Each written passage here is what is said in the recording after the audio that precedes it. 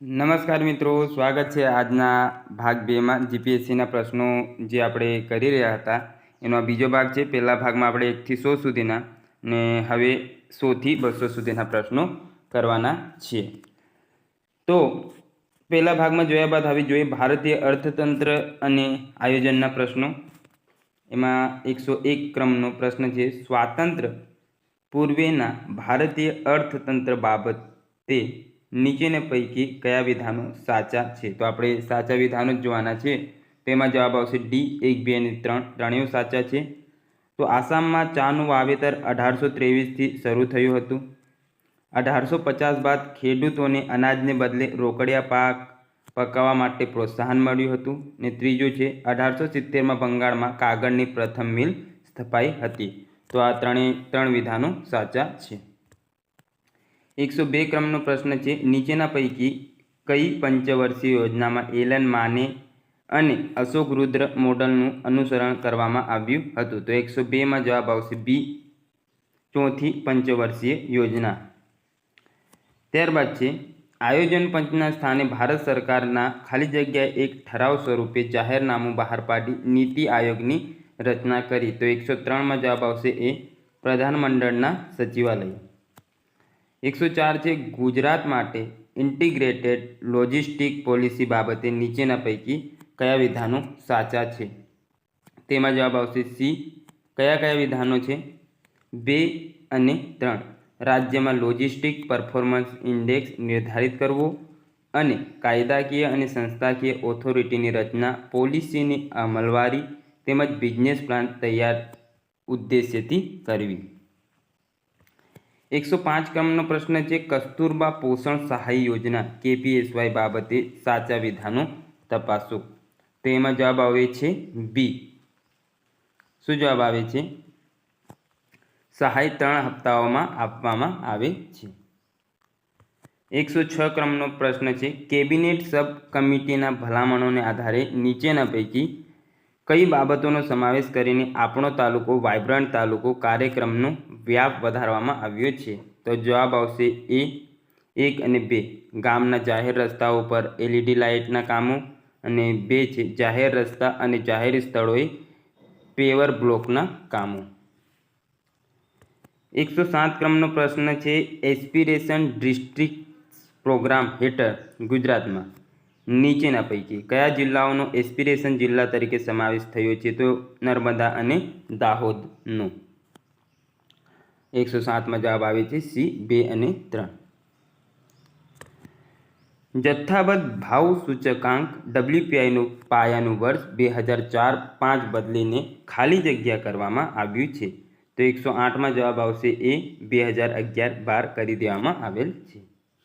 1990માં સુધારાઓના અમલીકરણની તુરત જ પહેલાં ભારતે કેટલીક તીવ્ર સમસ્યાઓનો સામનો કરવો પડ્યો હતો? નીચેના પૈકી કઈ સમસ્યા ગંભીર અને અનિયંત્રણીય હતી?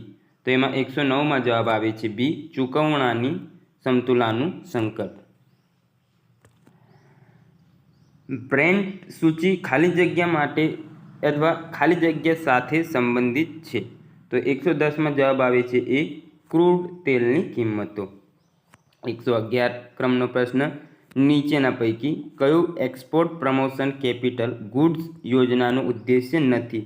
તો આપણે નથી વાળોની જગ્યાએ આપણે છે વાળા જવાબો જોઈશું। તો છેમાં 3 જવાબો આવે છે, નિકાસને વધારવા માટે મૂડીગત માલની આયાતને પ્રોત્સાહન આપવું, ભારતમાંથી નિકાસને પ્રોત્સાહન આપવું અને ઉત્પાદન ક્ષેત્રમાં ઉચ્ચ ટેકનોલોજીવાળા મૂડીગત સાધન સરંજામ દાખલ કરવા। તો આ 3 કહેવાય કે ઉદ્દેશ્ય હતા।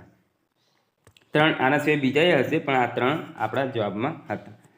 ત્યારબાદ 112 ક્રમનો પ્રશ્ન છે કે કેન્દ્ર સરકારના અંદાજપત્રના ચાલુ ખાતામાં ખર્ચની સૌથી મોટી બાબત ખાલી જગ્યા હોય છે?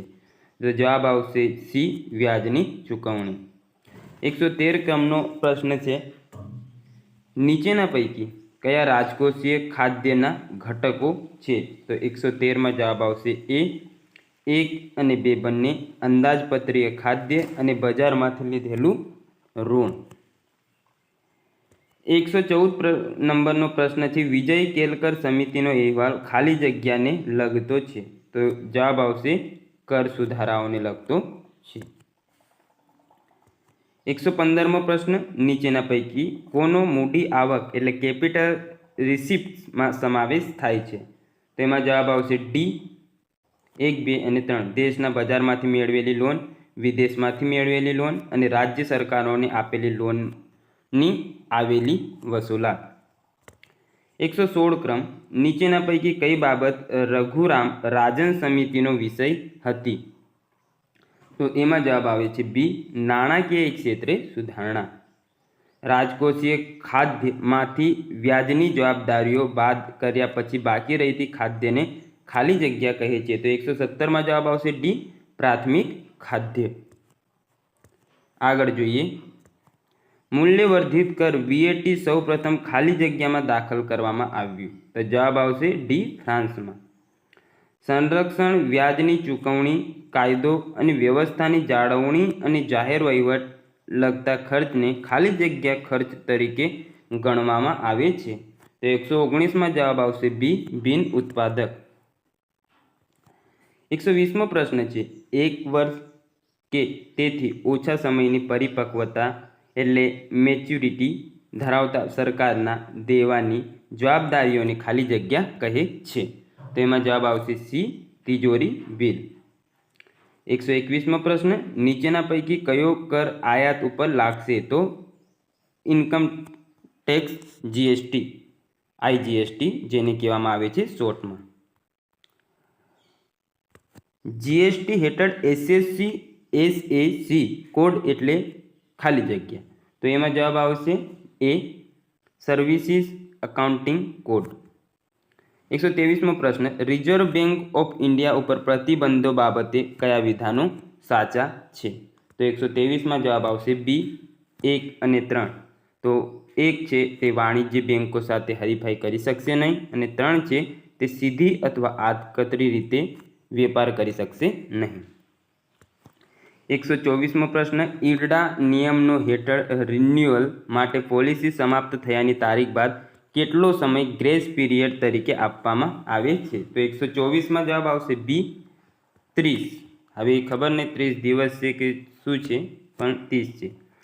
સહાયકારી બેંકોમાં નોન રેસિડન્ટ એક્સટર્નલ ડિપોઝિટ ખાતામાં મૂકેલી થાપણો બાબતે કયા વિધાનો સાચા છે? તો 125માં જવાબ આવે છે બી, એનઆરઈ થાપણો ઉપર મળતા વ્યાજનો દર સ્થાનિક થાપણો ઉપર મળતા વ્યાજ એટલે સ્થાનિક રૂપિયાના ચલણની સરખામણી કરતાં વધુ ન હોવું જોઈએ.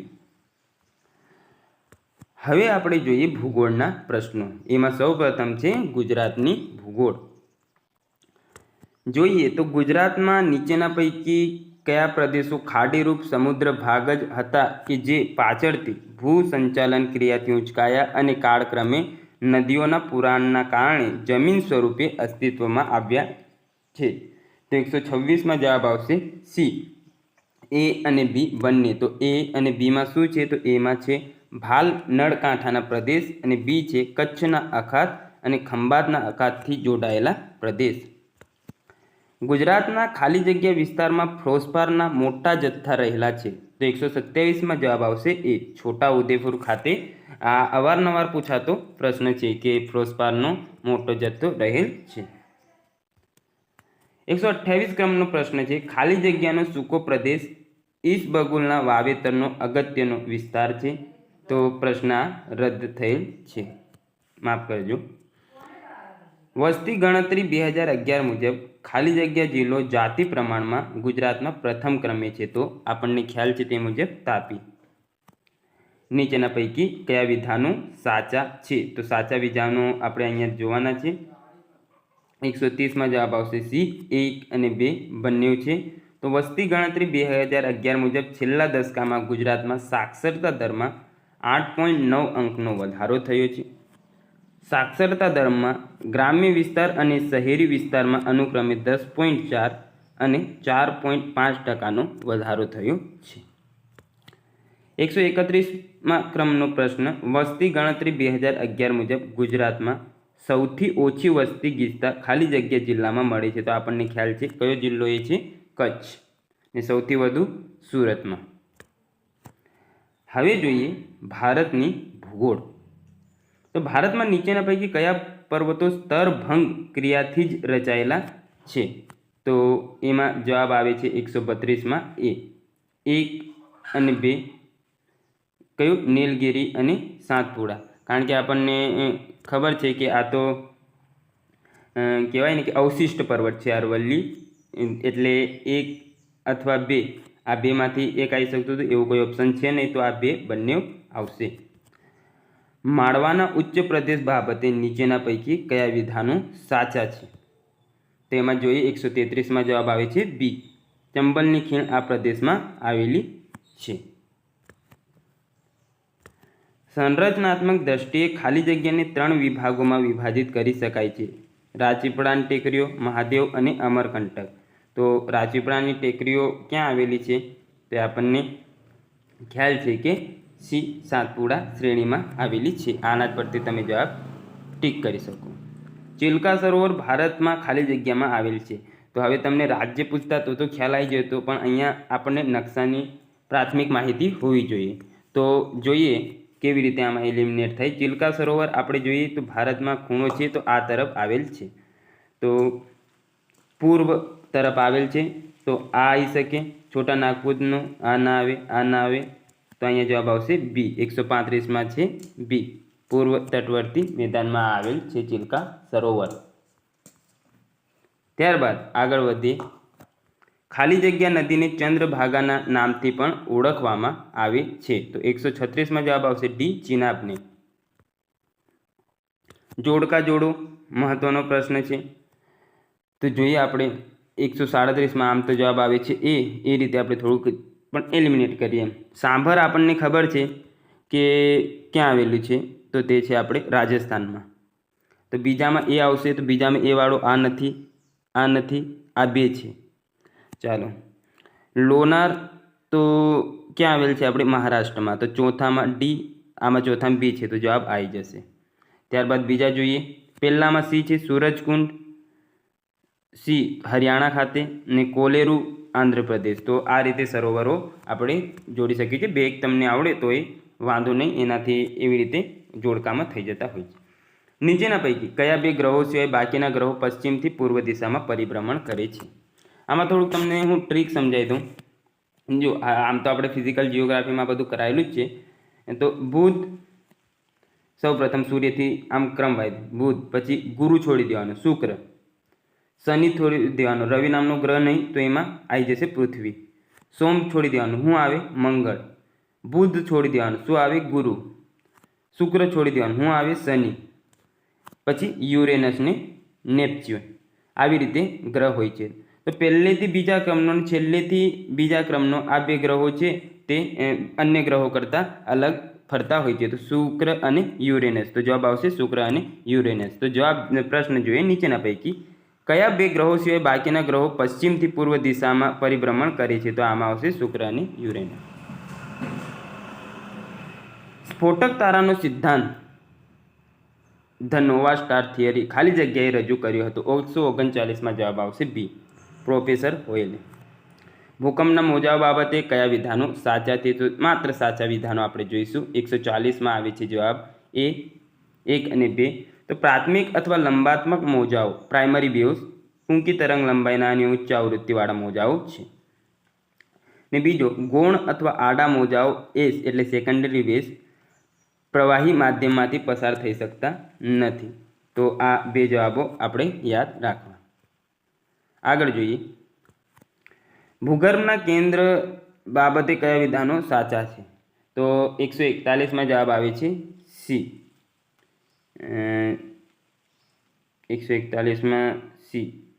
1 અને 2 બંને ભાગ આવેલો છે. હા, તો સીમાના સ્તરની નીચે ભૂગર્ભનો ભાગ આવેલ છે. કયું છે? નીફે. નીફે આવેલ છે. સિયાલ સીમા નીફે એવી રીતે હોય, તો આ સાચો છે. તેમાં મુખ્યત્વે નિકલ અને ફેરિયમ જેવા નક્કર ધાતુ દ્રવ્યો હોય છે. નિકલ અને ફેરસ મેં વાંચેલ છે, ફેરિયમ હવે ખબર નહીં, પણ અહીંયા એ અને બી બંને આપેલ છે, તો તમારી રીતે જોઈ લેવું. ત્યારબાદ ગ્રેનાઇટ ખાલી જગ્યાનું જાણીતું ઉદાહરણ છે. 142મો પ્રશ્ન છે, એમાં જવાબ આવે ડી, પાતાળીય અગ્નિકૃત ખડકોનું આ ઉદાહરણ છે.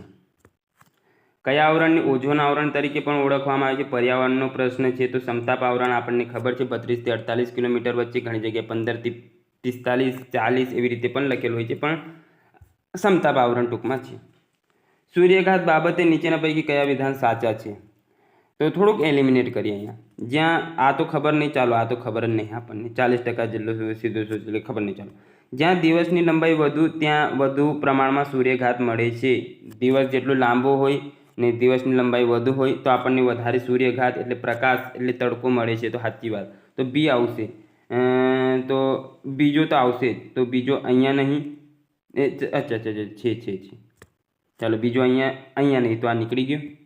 ચાલો, સવારે અને સાંજે બપોરની સરખામણીમાં ઓછો સૂર્યઘાત મળે છે. તો ત્રીજો એ સાચો છે. સવારે અને સાંજે બપોરની સરખામણીમાં ઓછો સૂર્યઘાત, તો સાચો છે. તો 2 અને 3 આવશે. 2 અને 3 અહીંયા છે, તો આ એલિમિનેટ થઈ ગયો.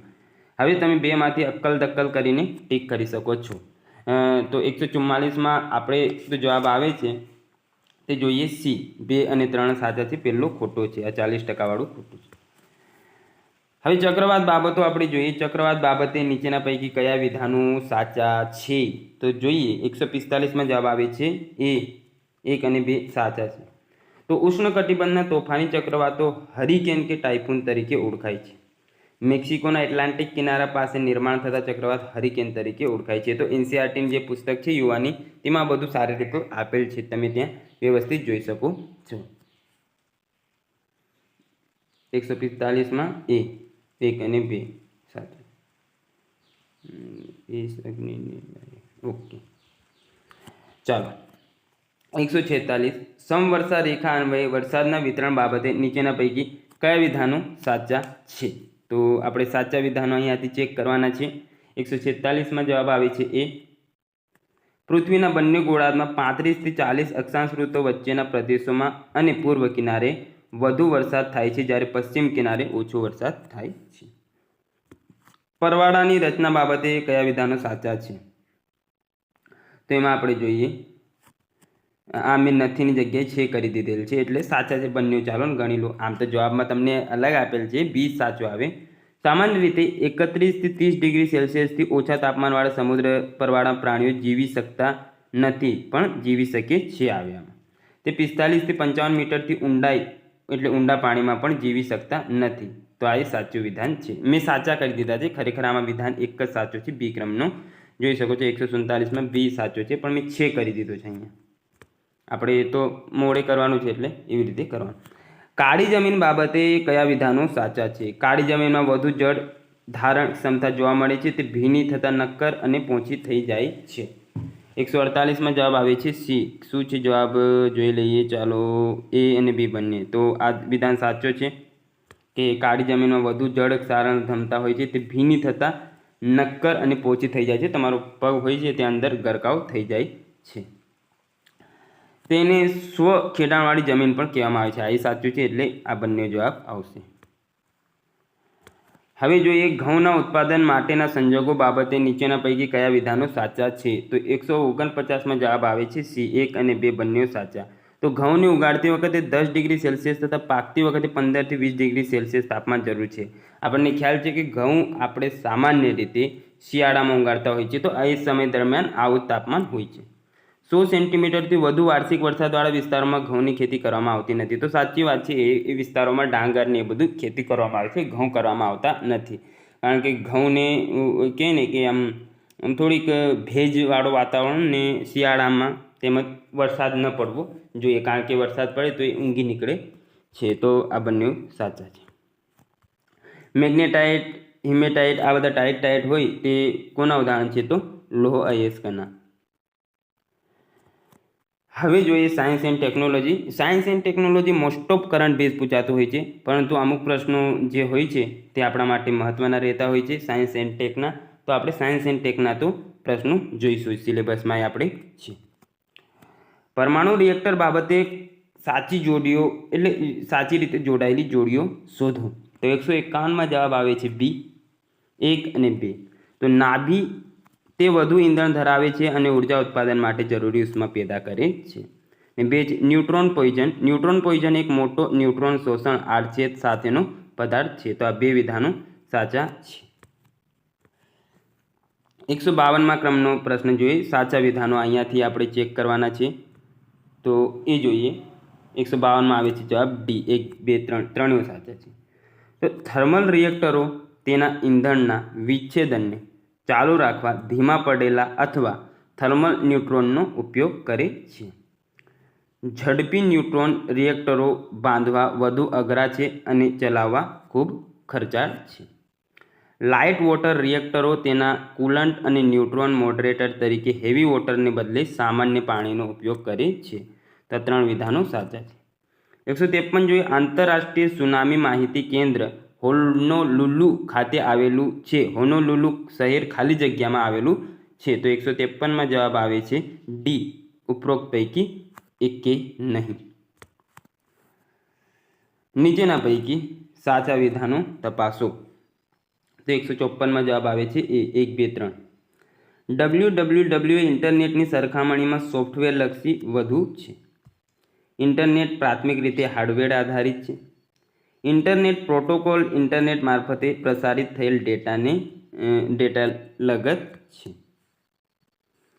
155માં જોઈએ. બ્લોકચેન ટેકનોલોજી બાબતે સાચા વિધાનો શોધો. તો 155માં જવાબ આવે છે ડી. 4 વિધાન સાચા છે. તેની ડિસ્ટ્રીબ્યુટેડ લેજર ટેકનોલોજી પણ કહે છે. બ્લોકચેન ટેકનોલોજીને સમજવા માટે ગૂગલ ડોક્યુમેન્ટ એક સરળ સમરૂપતા છે. આ ટેકનોલોજીમાં દરેક ચેન બહુવિધ બ્લોક્સનું બનેલું હોય છે અને દરેક બ્લોક પાયાના 3 તત્વો ધરાવે છે. ને 4 છે 32 બીટનું સંપૂર્ણ આંક નોન્સ કહેવાય છે, જે બ્લોકચેન ટેકનોલોજીમાં પાયાનું તત્વ છે. આનુવંશિક રોગો બાબતે સાચા વિધાન તપાસો. તો 156માં જવાબ આવે છે એ. થેલેસેમિયા આનુવંશિક રોગ છે.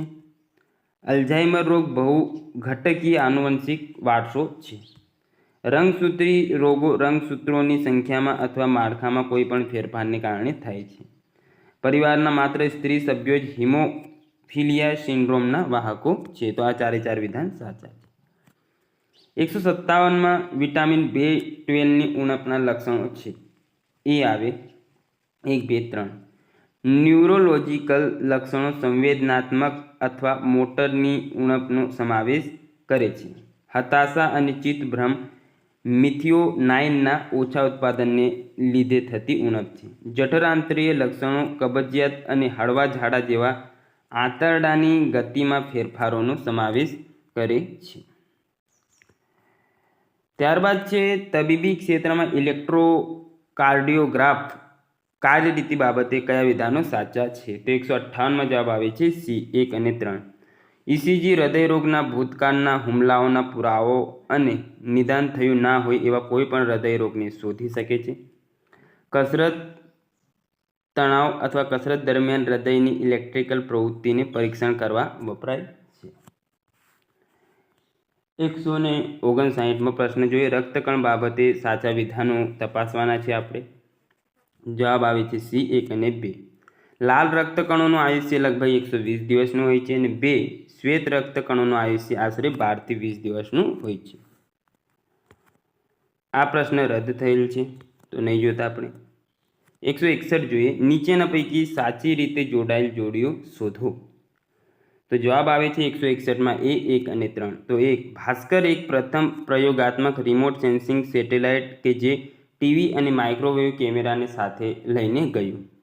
અને એસ્ટ્રોસેટ ભારતની પ્રથમ સમર્પિત બહુતરંગ લંબાઈ અવકાશી વેધશાળા છે.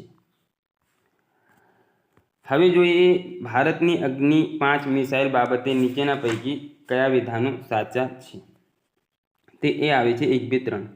5000 કિલોમીટર કરતાં વધુ પ્રહાર ક્ષમતા સાથે તે સમગ્ર એશિયા અને અડધા યુરોપને આવરી શકે છે. આ મિસાઇલ 3 તબક્કાની ઘન ઈંધણ ટેકનોલોજી ધરાવે છે. અગ્નિ 5 જમીનથી જમીન એટલે સરફેસ ટુ સરફેસ મિસાઇલ છે અને તે 2 મીટર પહોળું અને 17 મીટર ઊંચું છે અને 1.5 ટન સુધીનો પેલોડ ખાસ કરીને ન્યુક્લિયર વોરહેડનું વહન કરવા સક્ષમ છે. તો આ 3 વિધાનો અહીંયા સાચા છે. કમ્પ્યુટરમાં કૂકીઝ બાબતે નીચેના પૈકી કયા વિધાનો સાચા છે? તો એમાં આવશે જવાબ બી 1 અને 3. HTTP હાઇપરટેક્સ્ટ ટ્રાન્સફર પ્રોટોકોલ, જેનો ફૂલ ફોર્મ છે કૂકીઝ, વેબ ડેવલપરોને વધુ વ્યક્તિગત અને સુગમ વેબસાઇટ મુલાકાત આપવામાં મદદ કરે છે. તમે જ્યારે નવી વેબસાઇટની મુલાકાત લો ત્યારે તમને ઓળખી શકાય તે માટે કૂકીઝ બનાવવામાં આવે છે. તો કૂકીઝ આપણે જે આવે છે ને ફોનમાં, તેના વિશે અહીંયા વાત કરેલ છે. જ્યારે ધૂળ આંખમાં જાય છે ત્યારે જે ભાગ સોજાવાળો અને ગુલાબી થઈ જાય છે તે ખાલી જગ્યા છે. તો 164માં જવાબ આવશે સી, નેત્ર સ્તર કંજક્ટિવા. સાચી રીતે જોડાયેલી જોડીઓ શોધો અથવા જોડીઓ સાચી રીતે જોડો, એવું કંઈક પ્રશ્ન છે. તો તે જોઈએ આપણે. 165માં જવાબ આવે છે બી 2 અને 3. મેસેન્જર બુધના નકશા તૈયાર કરવા અને શોધ તપાસ કરવી, અને વોયેજર 1-2 બાહ્ય સૌરમંડળનું સંશોધન કરવું. 2024 સુધીમાં ચંદ્ર ઉપર પ્રથમ મહિલા અને પછીના પુરુષને ઉતારવાના નાસાના આયોજનનું નામ જણાવો. તો આર્ટેમિસ મિશન, જે કરંટમાં હાલ આવે તેવો પ્રશ્ન છે. ઈ પ્રમાણ એ ઇલેક્ટ્રોનિક્સ અને સૂચના પ્રૌદ્યોગિકી વિભાગ દ્વારા રજૂ કરવામાં આવેલી સેવા છે જે ખાલી જગ્યા જેવા મુખ્ય ઘટકો ધરાવે છે. તો 167માં જવાબ આવે છે આપણે બી. શું છે જવાબમાં જોઈએ આપણે.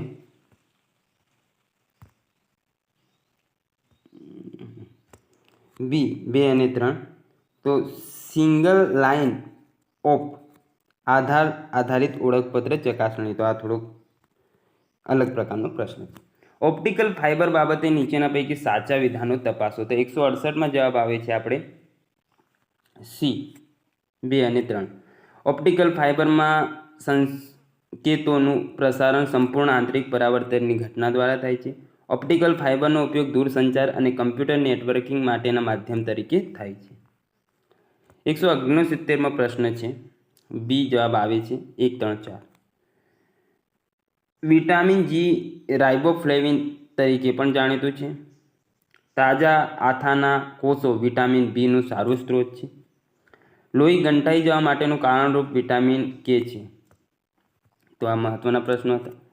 વિષુવવૃત્તથી દૂર આવેલા સ્થળો કરતાં ઉષ્ણકટિબંધીય વિસ્તારોમાં વધુ પ્રજાતિઓ હોય છે, જેનું સંભવત પરિણામ છે. આમાં થોડુંક એલિમિનેટ થઈ શકે છે કે જો ઓછા શિકારીઓ, તો આવું તો કંઈ હોય ના. ઓછા શિકારીઓ જેવો પ્રશ્ન કંઈ ના હોય. હવે પ્રજાતિઓ આવવા માટે ઓછા શિકારીઓ તો લગભગ બધે સરખા જ રહેતા હોય છે.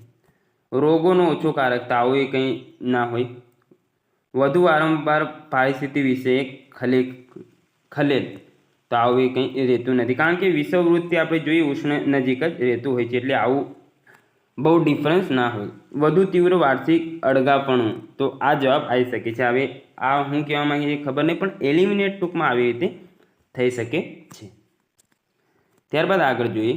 નીચેના પૈકી સાચા વિધાનો તપાસો. 171મો પ્રશ્ન છે. જવાબ આવે છે એમાં એ 1 અને 2. મૂળ ધાતુઓને કૃત્રિમ પરમાણુ કિરણોત્સર્ગ દ્વારા સોનામાં ફેરવી શકાય છે. લેઝર હીરામાં પણ કાણા પાડી શકે છે. તો આ બંને જવાબો આવે છે, એટલે બંને વિધાન સાચા છે. 172મો પ્રશ્ન છે. પ્રજાતિ સમૃદ્ધિ અને સ્થાનિકતાના 36 હોટસ્પોટોની યાદીમાં પ્રથમ ક્રમે રહીને નીચેના પૈકી કયો જૈવ વિવિધતા હોટસ્પોટ વિશ્વમાં સૌથી વધુ વૈવિધ્યસભર હોટસ્પોટ સમાવે છે? તો એમાં આવે છે જવાબ ડી, ઉષ્ણકટિબંધીય એન્ડીઝ. ભોપાલ ગેસ દુર્ઘટના બાદ ધોરણોનું પાલન કરાવવા માટે કડક કાયદાઓ ઘડી અને તે દ્વારા ભારતમાં આવા ઔદ્યોગિક જોખમો ટાળવા માટે કયો અધિનિયમ અમલમાં આવ્યો? તો 173માં જવાબ આવે છે એ પર્યાવરણ સંરક્ષણ અધિનિયમ 1986. 1 મેગાબાઇટ બરાબર ખાલી જગ્યા, તો એમાં જવાબ આવે છે 174માં ડી, 2 બાઇટ્સ. ને બાયોગેસ સમાવે છે, એમાં જવાબ પ્રશ્ન લગભગ રદ થયેલ છે. ઓકે, રદ થયેલ છે. ત્યારબાદ આ રહ્યા કરંટના પ્રશ્નો, તમે જોઈ શકો છો. તાજેતરવાળા છે, એટલે આપણે એ કરવાના છીએ નહીં. ને ત્યારબાદ આગળ વધીએ તો અહીંયા તમે સમજૂતી જોઈ શકો છો, જે લસા ગુસાના પ્રશ્નો હતા, કામ અને મહેનતાણુના બધા જે પ્રશ્નો હતા તેના અહીંયા વ્યવસ્થિત રીતે સોલ્યુશન આપેલ છે. તો આપણો અહીંયા પ્રથમ પ્રશ્નપત્ર 30 પૈકીનો પહેલો પ્રશ્નપત્ર તમે જોઈ શકો છો અહીંયા પૂર્ણ થઈ જાય છે. આવી જ રીતે બીજા 29 પ્રશ્નપત્રો આપણે કરીશું. ત્યારબાદ બીજા જે લેટેસ્ટ છે 22 પછીના 23 24ના તે કરીશું. આશા છે આજનો આ લેક્ચર તમને ગમ્યો હશે. મળીએ નવા વિડીયોમાં. ત્યાં સુધી જોડાયેલા રહો અને રિવિઝન કરતા રહો.